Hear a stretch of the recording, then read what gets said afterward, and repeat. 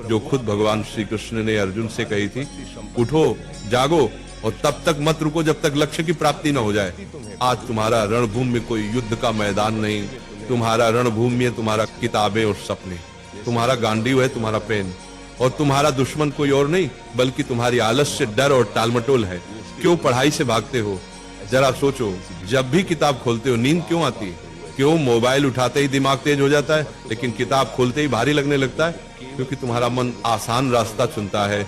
मन हमेशा कहेगा चलो बाद में पढ़ लेंगे, अभी आराम कर लो। लेकिन गीता कहती है आत्मा ही मनुष्य का मित्र है और आत्मा ही मनुष्य का शत्रु है। मतलब क्या? अगर तुम मन को कंट्रोल कर लो तो वही तुम्हारा सबसे बड़ा साथी है, लेकिन अगर मन ने तुम्हें कंट्रोल कर लिया तो वही तुम्हें बर्बाद कर देगा। अर्जुन भी डरा हुआ था। उसने कहा, हे माधव, मैं नहीं लड़ सकता, मेरा मन विचलित है।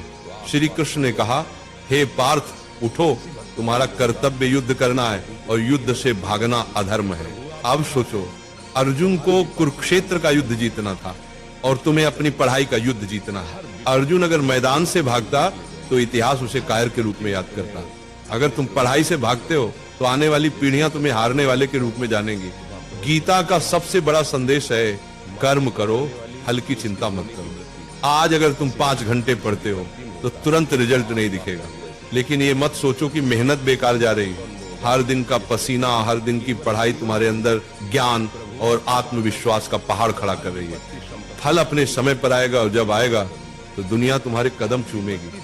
आज तुम्हारा असली दुश्मन पढ़ाई नहीं, तुम्हारा असली दुश्मन है आलस्य, ध्यान भटकना, सोशल मीडिया और कल से पढ़ेंगे वाली सोच।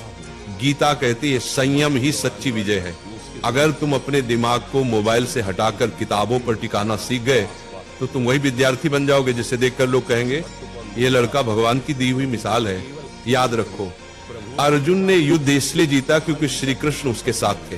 तुम्हारे पास भी श्री कृष्ण है, तुम्हारे गुरु, तुम्हारी किताबें और तुम्हारा विश्वास। जब भी थक जाओ ये मंत्र याद करो, उठो अर्जुन, पढ़ाई तुम्हारा धर्म है, पढ़ाई तुम्हारा कर्म है।